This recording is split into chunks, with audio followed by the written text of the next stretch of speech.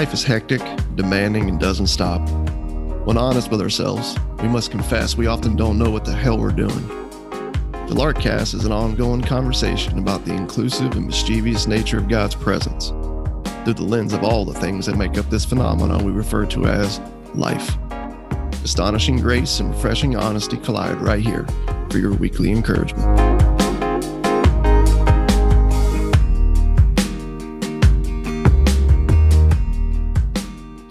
Kick for some new music right now, man, or are you still camping out and jiving with the old school stuff? Dude, I'm always open to newer stuff. I work with some younger people, so I'm always like, what you got? Show me some. show me some. And then we'll sit in the office and look stuff up and play stuff. And this one girl, she wanted to listen to that new SZA album. And so we listened to that. It's pretty good. She's like, oh no, this song. I go, no. We listen to whole albums here. Whole album. We take in the whole body of work. She was like, what? And I'm like, yeah, like this person put out a whole album. And like after we got done listening to it, she was like, man, there's like a bunch of good jams on there. Like, yeah, not just the one that you heard on the radio, So then she introduced me to SZA, and then I introduced her to the RZA and the Jizza from the Wu-Tang Clan. So we had a nice little exchange there. Next generational exchange. I'm sorry for laughing earlier, man, when you started to share. I couldn't contain myself because you used the phrase, I work with young people. I work with some young people. Dude. It's like, dude, that's the most middle-aged thing I've ever heard you say. Like the cat is out of the bag, bro. To all of our listeners, they are very much has entered the middle-aged world. These young people. I work with the youths. Oh, dude, that's amazing. That's amazing. I work with these youths. Yeah, no, dude, they got whole lexicons of words and phrases and things that don't make sense to me. And then when I use my phraseology and bust out my middle-aged lexicon, they're like, what? Like, you're old. Yeah. I will say, though, in our defense, I mean, you're talking about, right, growing up with 90s hip hop. I mean, that's like the whole scene, man. So I would say that, the lingo that's presented within that is, I feel like it should be set to the side as timeless, man. Like, we can't be putting some dates on this and start calling people old for using this phraseology now. What's funny is like I'll play some of my stuff and they're like, this all sounds the same. And I'm like, that's like my knock on some of the new stuff. Oh yeah. Yep. Because it kind of all sounds the same. So it's interesting. That both sides kind of, you don't really take the time to really sit with it. It's just like from a distance interaction. There you go. But as you know, I think I've talked about this before. I don't know what happened around when COVID hit, but I used to be a pretty avid media consumer, TV shows. I used to be in the know. Used to be able to hang with the TV shows and all that. But I just took like a 2-year hiatus from like everything. Not on purpose. It wasn't this like, I'm fasting from Netflix. It's like, well, Tony, you can't eat Netflix, so you have to use a different word than fasting. Yeah, there's nothing religious like that. I don't know. I just kind of got my interest kind of went in other places, and a lot of work going on and various things. That was right around the time where we were rebranding. And so I always liked Ozark, and they had the first 3 seasons came out, big gap. And then season 4 came out. Well, I'm just getting around now to watching season 4, like a year and a half later, whatever it is. And it's fantastic. A lot of episodes in the last season, which are great. So I think I'm like on episode 10 or 11 or something like that. But there's, they're bringing this whole story down to, they're bringing it to an end and doing a lot of cool stuff with the characters. It's a nice, therapeutic season, a lot of closure with some of that. But there was a scene that I thought would be pertinent for this conversation. There was a scene where Marty is, in a sense, kind of functioning in place of Navarro, as he's kind of leading the cartel in his absence. And there's a priest there, and he's been Navarro's priest forever. So he's been around, seen everything. And he's definitely a player, Yeah. So they start to have this exchange about God. Like at night, after a real tough day for Marty, they start to have this exchange. And he starts asking Marty, like, about the love of God. And if the priest asks Marty if he thinks that God loves him. And he's just like, yeah, I don't care, or I don't know, he hasn't thought about this probably in a really, really long time. And they get into a little bit of a exchange, and the priest mentions love without condition. And Marty starts really balking at that. And he goes, you think you're not worthy. You think that this thing is transactional. You think love without condition doesn't exist. And Marty just looks back at the priest and he goes, I just don't think it's smart. Which is a very Marty thing to say. Yes. And I just kind of had this little like worship moment, I was just like, yeah, it's not smart. Yep. It's not smart. And that is the mystery of what we're talking about here.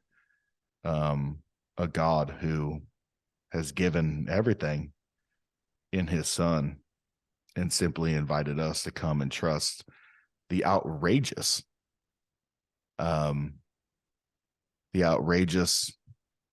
idea that it is finished and nothing is needed for you to come and be at my table except dumb, simple trust. Yep. And even today, man, like, picking up in the book of John, which is a journey we've been walking through. If you're new to the podcast, feel free to back up and listen to past episodes. But we've been really just taking a hard look at Jesus, what he really said, what he really did, all the stories that surround that through this Gospel of John. And today, right, we're looking at some verses that are in chapter 13.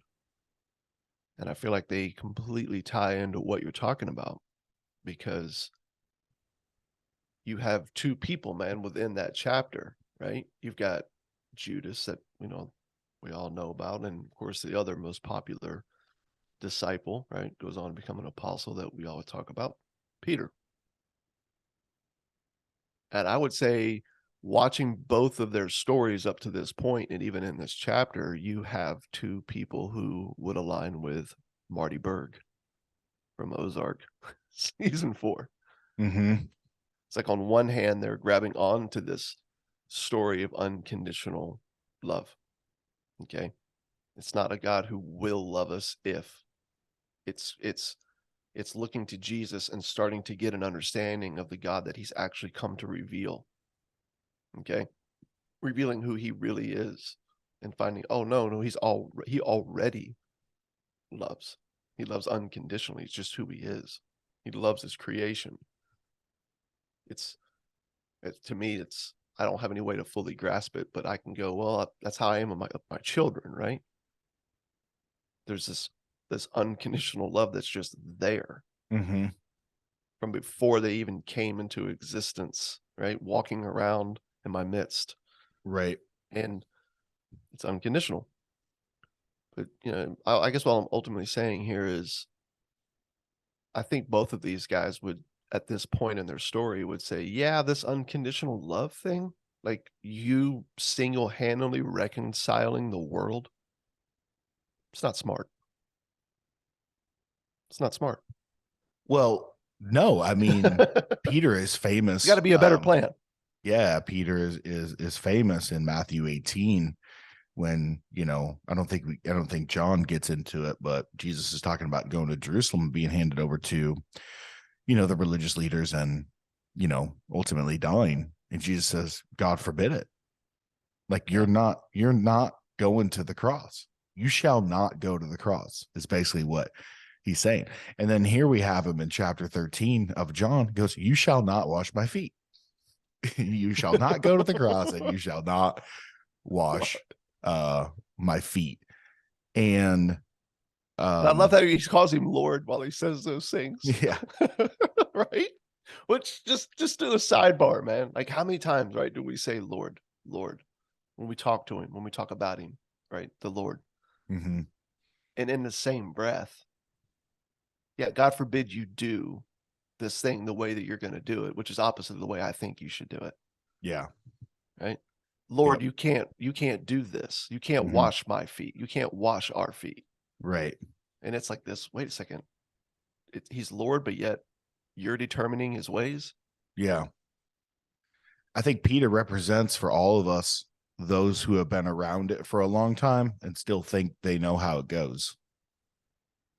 Yeah, that's a good word.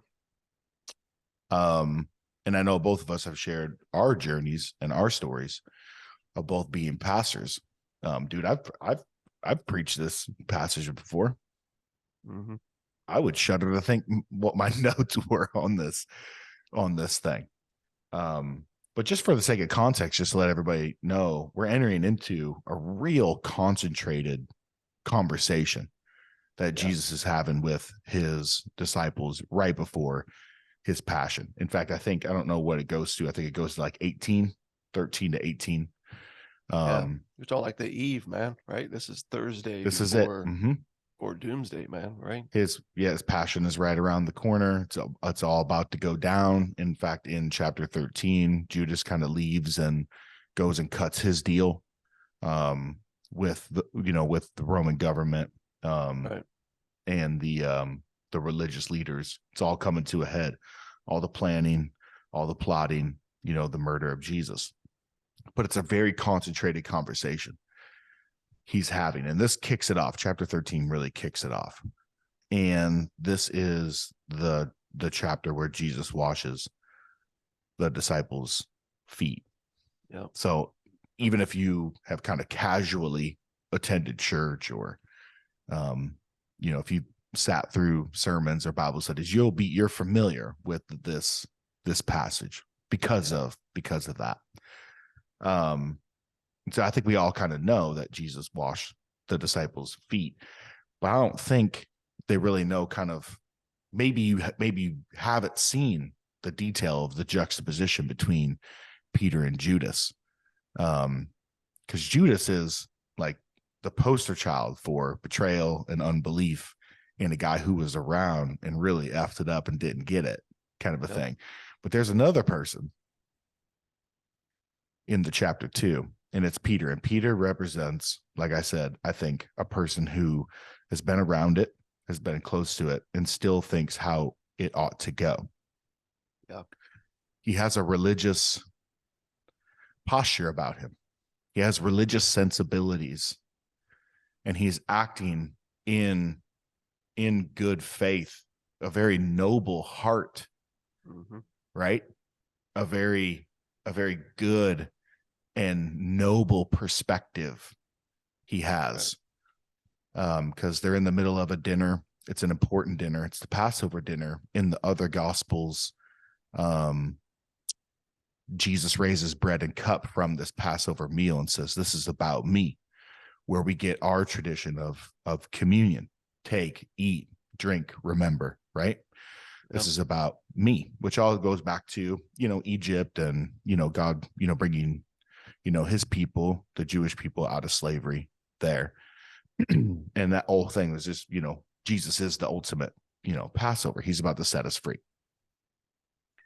And so he gets up in the middle of this meal, takes off his outer garments and puts a towel around his waist, and he starts going around and washing everybody's feet, which, by the way, sidebar, did you ever do a foot washing ceremony? Did you ever do that as a part of, I know that was kind of popular for a while. Like, hey man, like I'm about to do this. I'm about to set this example as the pastor. I'm about to bring my elders up here, wash their feet in front of all you fools while you sit here, watch me do this. I didn't. Come on, dude, admit it. I know you've done it. I have. I didn't. Oh, dude. Yeah. You dodged the bullet. You dodged the bullet on that one. Yeah. There was one time where our team was like, this could be a really good thing. I wasn't really down with it, but that's just because it's weird to me. So yeah, I think it was a week where I just opted to abdicate the stage and instead just operate as a greeter facilitator for the gathering. Well, it's like such an antiquated thing, I mean, we all have socks and paved roads, and all of our shoes are enclosed. It's not really a lot of open toe, going on unless we have to. So it's such a antiquated thing that your feet need to get washed.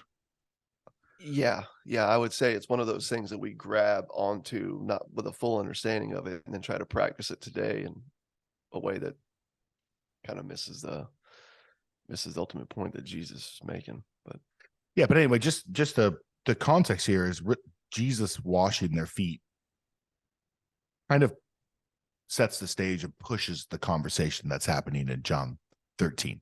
Yeah, that is the act that kind of is the context and really kind of forces a lot of what's happening here. Yeah, I think once again you have a group of people who have been with Jesus for a long time now, right? You have some scholars that vary 3 to 3.5 years, and they've been learning from him. They've been hearing everything that he's saying, seeing everything that he's doing. He's already made it known multiple times that he came to give his life as a ransom, as the scriptures say. I came to set the captives free. My mission is to die. Okay, there's something in and through the crucifixion that's going to be done that cannot be done apart from it. And they still don't get it. As you were saying, like you can be so familiar with something and so close to it, but yet still not even really seeing it. Yeah. And I think this is just one more instance where, Jesus, even the whole understanding where we get communion, the Lord's Supper, right? This practice from, that's going down. This is a meal, right? This is an intimate setting. This is a meal with friends. This is the eve, before the crucifixion, right, of Christ. And I feel like you were saying earlier, like this connection between these two guys. I totally see it, because one thing that we've definitely learned from Judas is he's Marty Berg, man. Like this, we need to be smart. We need to be calculated. We need a plan. There are things that we could be speeding the process up here. The Messiah has come to overthrow the powers that are in place and put us back into a position of power over everything. Yeah. And so again, not seeing, no, he came to serve, like something he's doing right now. He came to lay down his life. Doesn't see it. There's a lot of scholars, man, that actually believe that Judas, in his whole setup and betrayal of Jesus, okay, for the exchange of money, was nothing other than a means of speeding up the process to push Jesus into a place of doing the miracles that he could do that would truly push out Rome and the religious leaders. So I'm not saying that there's not a betrayal to Jesus. There is, but I'm saying is you can almost, like, this is a guy, right, who's fighting with Mary. Like, I can't believe this perfume, was just spilled out. What could we have done with this money, right? Again, this unconditional, extravagant, outrageous grace, love, it's not smart. Yes. So he doesn't see it. And then the same thing I think you see even with Peter is pushback when Jesus, as he starts to, right?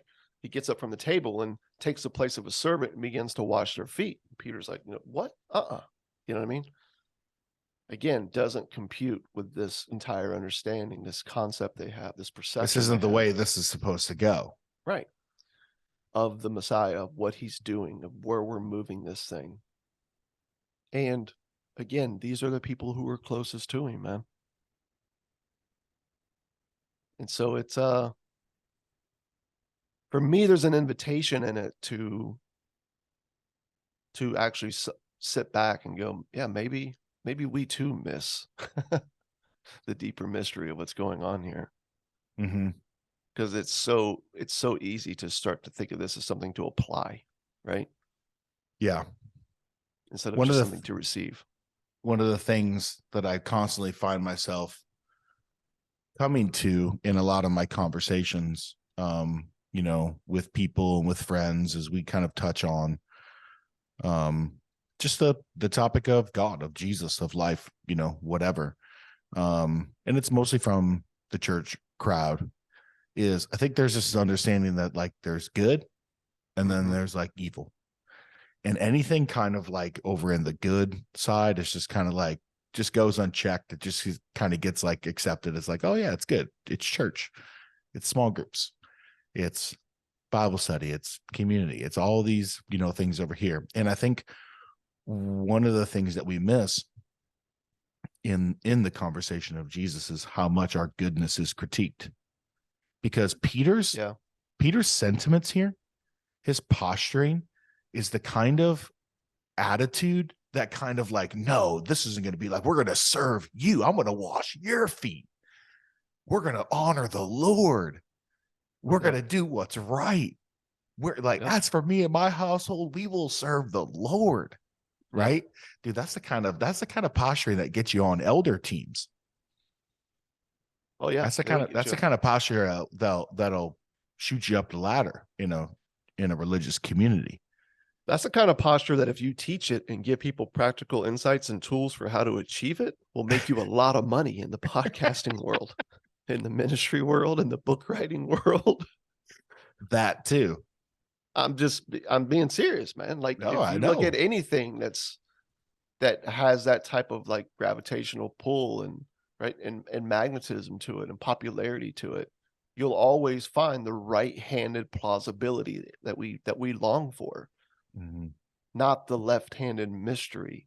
And of course, Jesus like, well, if I don't, wash you, you can have no part of me. Oh, well, in that case, it's not just my feet. Wash all of me right now. Wash all of me. That's Peter's response to it. And again, we like to make fun of Peter. Yep. But we'll quickly take, and it's not like good news doesn't exist in churches. What I found to be the most dangerous thing is where good news happens and then we quickly just rush into activity instead of sitting with its goodness to just marvel at it and watch our hearts just like swell up, with it, and just watch what like the Spirit will do, with that news. We quickly want to move on into the now what, the so that's. And so I've seen people act like Peter all the time. Oh, hey, like the Lord's come to serve you. Oh, for the Son of Man did not come to be served, but came to serve and give his life as a ransom for many. Mark 10:45. Awesome. Cool. Hey, and if you're serious about this, the Commons is filled with tables for you to really start pressing into this and really start to clean your whole body. Yep.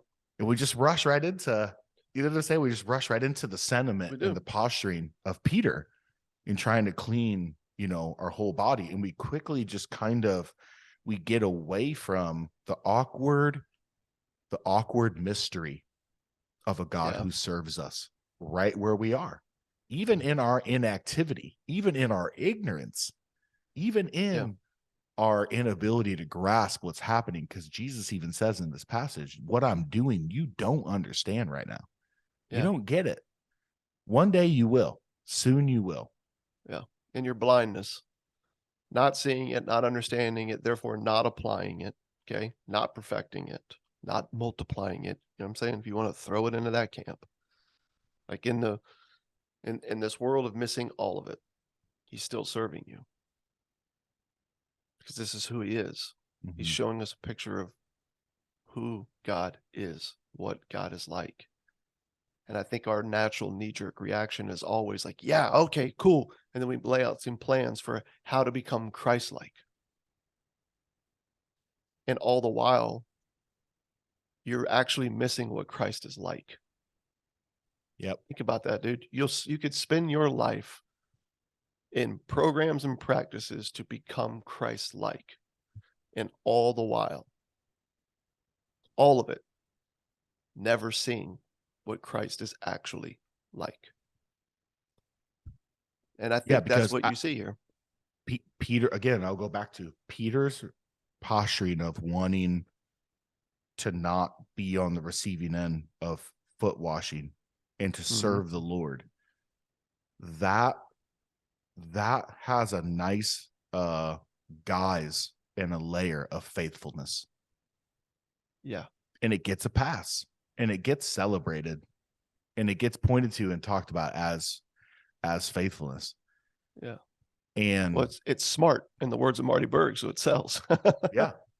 Yeah. And so one of my favorite exchanges is in verse 8, where it's like this whole thing where he's just like, he finally comes to Peter, verse 6, to wash his feet. And Peter says, Lord, do you wash my feet?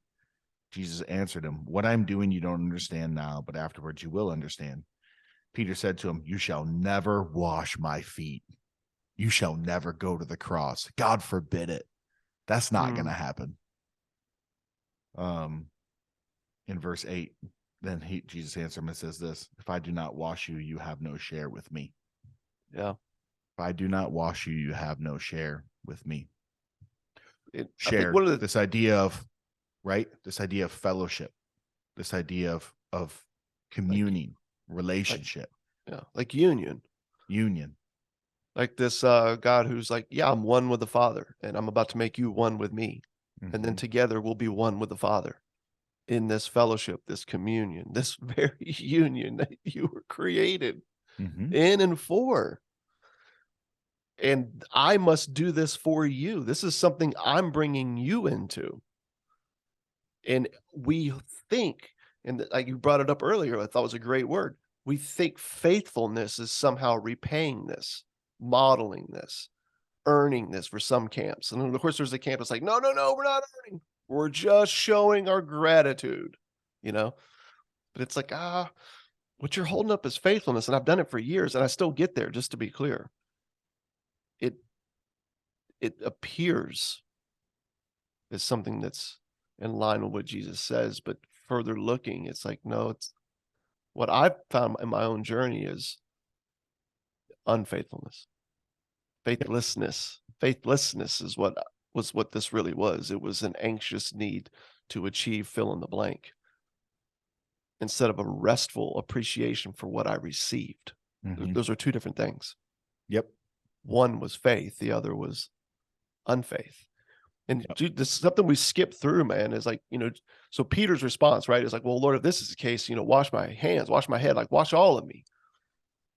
And then I love this because again, I think we skip over it and I think it ties into what we're talking about. Jesus then says to him, the one who has bathed does not need to wash except for his feet, but is completely clean. And you are clean, but not every one of you, right? For he knew the one who would betray him, who was sitting there. And of course, the passage goes on to say, this is why he said, not all of you are clean. The rest of these guys there's no washing that's gone on yet. Even Peter's feet haven't been washed yet. Peter's, right? He's in this posture with his hands up going, whoa, whoa, whoa, whoa, whoa. And Jesus is saying to them, for you are already clean. I mean, you want to talk about a paradox, you know what I mean? You want to talk about the mystery of a God who chose to save the world before the foundations of the world. You want to talk about the parables we talked about where, yes, we already are accepted. What's in front of us is the accepting of our acceptance. And in the refusal of that, you know what I mean? You therefore remove yourself from being cleaned in this, as Judas, right, goes on to do. He refuses the acceptance. And I just think like, man, how easy it is to skip over that thinking like, oh, okay, so then we do this and then he does this. And it's like, no, he's literally saying this is already done. This is therefore a sacrament. This is a sign. This is a symbol of something. Mm-hmm. I'm not washing your feet, Peter, and then all of a sudden you're going to be prepared for like the road ahead of you because it's going to be rough over the next 3 days. Mm-hmm. You know what I mean? I've found that application through various scholars. Like that's kind of what's going on here. You know, sometimes you'll hear this teaching and then you'll hear a lot about, Peter's response is a great reminder that it's okay if we're not as far along in the growth plan as we think we should be. The You growth know, plan. it's up and to the right, but it's not quite the way it should be. But that's okay because look where Peter's at in his journey right here. And I'm like, no, I think we have a God who's revealing, he's reconciling what's already reconciled. He's making us the righteousness of God. It's a one-way act of love. This is something we receive, not something we achieve.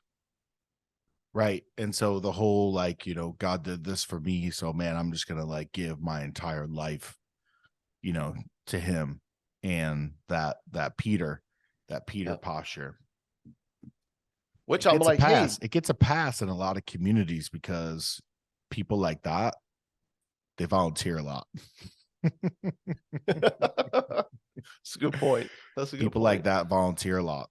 They do a lot. They show up to a lot. Yeah. And I think, just to be clear for our listeners, we're not saying don't like, no, don't love, don't serve, don't give, don't do any of these things. You don't need to do 100. any of it because you've been Yes, I'm loved. glad You've glad you said that for sure. because for some reason, like I've noticed this over the years, whenever you talk about grace, and there's like, well, man, well, like, what about the law? And I'm like, well, we're not removing the law. That's just saying that grace is God's declaration that we're accepted in light of all that's demanded because we've never met it and we never will. Yeah. He's not removing this. And I think it's the same thing with serving. I'm just trying to draw like a comparison here. I think we've definitely been invited to let go and join in whatever the Lord is doing, to go walk in the fruit that he's bearing in us. You feel like giving everything you have today, go do it. Mm-hmm. If tomorrow, like you get hit by somebody who's going through something, man, and you just find yourself like, you know what, I'm going to cut out half my schedule to help them for the next month. Amen. It's the thinking that these things are needed to be accepted. It's the planning of them out. It's the programming of them out. It's, what I'm saying? It's laying them on the graph chart. It's the measuring where we're at right now in the process. Like, yeah, these are all opposite of a life of letting go, of a life of being lost in Christ. Yeah. Religious maintenance. Yeah. Of a relationship, of a status, of the label of faithfulness rather than beautiful fruit. Mm-hmm. Beautiful fruit, which has its season. Yes, we're not factories cranking out widgets. Yeah, but you've been around those people where it's just like they're everything. They just got a verse for everything. Everything. They're just a person of faith. They got the word of faith for everything. There's no chink in the armor. They always got like None. the Bible verse, the posturing, all of it. And it's like, dude, I cannot relate to that because it's just not true to life, man. No. And if you don't see it, I feel like if you don't see what Jesus is doing here, you all of a sudden start talking about the need to be clean, the need to, and how we get clean and how we stay clean. And you start, you start to program that thing out, for other people to go walk in. I've heard some pastors recently were talking about Matthew 26, and they're quoting Jesus about the need where Jesus is in this scathing, to me, the most scathing rebuke of the religious leaders is in Matthew 26. It's where Jesus just takes off the gloves and comes at these guys that have been bending the law. Okay, bending what the law actually demands to fit within their capacity to meet it. Right, as Mr. Fraser taught us. That's what they're doing. And they're holding what they've created in place for them to be able to feel like they've measured up, and then they're forcing everyone around them to do the same in the name of faithfulness, in the name of acceptance, union, to live with peace and rest, and to experience freedom. This is what you have to do. And Jesus just comes at them. And one of the things he talks about is he looks at them and goes, man, guys, first clean up the inside of the cup. You're so consumed with the outside and what everyone thinks that's on the outside, but it's the inside that's rotten. And I heard some guys the other day were using that passage as, no lie, they were using that and mapping that out for people and how to clean the inside of the cup. And doing under the name of thus Jesus says. And I'm like, bro, this is not moral theology going on in Matthew 26 any more than there's moral theology going on in Matthew 5-7 in the Sermon on the Mount. This is, once again, a crisis of capacity, trying to help religious people see that it's him who serves us. It's him who saves us. It's him who reconciles us. It's him who's holding us with a love that will never let go. It's about his faithfulness, not our faithfulness. Our faithfulness is faith in him who's faithful to hold us. And if you confuse this, then you all of a sudden, you're now in Peter's shoes. Oh, you can't wash me. And then if you finally relent, it's, oh, sweet. Then wash all of me then. You know? It's like, dude, no. Throw your growth plan and all the metrics you have for it, throw it out the window. If the parable about the Pharisee and the tax collector teaches us anything, he's not a God who's not only not welcoming resumes, he doesn't want your resume. He wants you. Yeah. Just to sit in a Just simple moment of feet washing. Yes. And in the melee of everything going on with these guys, they hear the threats. You know, they're running with him. They all got their personal reasons that they're involved.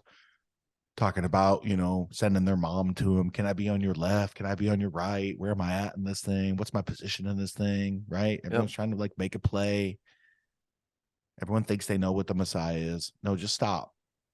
Just stop. Just like us. We think we got God pegged. We think we got life figured out. We think we kind of know. Just stop and pause and let me wash these nasty, dirty dogs in this basin with this rag so that you can know that this whole thing is just about one simple reality. Yeah. I love you. I love you. And I'm here to serve you because I care for you, not because of anything good or bad that you've done. Dude, Jesus washed Judas's feet just like he washed John's feet. And, you know, I love John's intro to chapter 13, and maybe we can close with this and pick up the conversation in the next podcast. But he says this, he goes, you know, it was the time of the Passover. Jesus knew his hour had come to depart out of the world to the Father, having loved his own who were in the world. He loved them to the end. He loved us to the end. And this feet washing moment, this moment of teaching them, when everyone's got their ideas going on and everyone's got their plotting and their planning and all that, just the simple reality right under their nose. I serve you. And there's only one way to have share in this is to humbly just receive this serving, this love. Receive this love. And I would say if your brain immediately jumps to well, then what about us? Like, where do we serve? How do we serve? Aren't we supposed to serve? I would invite you to go back to that. Just stop. Go back to that. It's like in Matthew 25, you know, somebody challenged me on what we're talking about right now in a conversation last week. And they're like, dude, sounds all good and all, but at the end of the day, Matthew 25 is pretty plain, man. We clothed him when he was naked. We fed him when he was hungry. We gave him shelter when he was homeless. I said, yeah, man. And how did Jesus end that story when those guys? And he's like, what do you mean? I'm like, didn't they look back at Jesus and say, when did we do any of this? And dude, he just literally looked at me like stone cold faced. And you could tell it's one of those aha moments like what I had in 2013 where I'd like like my whole world just came crumbling down. I'm like, wait a minute. Yeah. They had no idea they were doing any of that. It was a work of someone else in and through them that they got to joyfully participate in. Mm-hmm. And so, amen. When that rises up in you, running it. Mm-hmm. Yeah. But don't confuse that. You know what I'm saying? Don't drag that into this. If that's where your heart jumps to, that's where your mind jumps to, is the now I got to go do. Go back and sit in this would be my invitation. Yeah.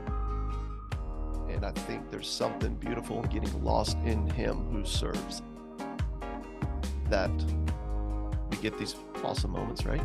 To serve. Amen. Changes the conversation. So there's a lot more, man, we could say, but let's hold there until next time. Cheers. Cheers.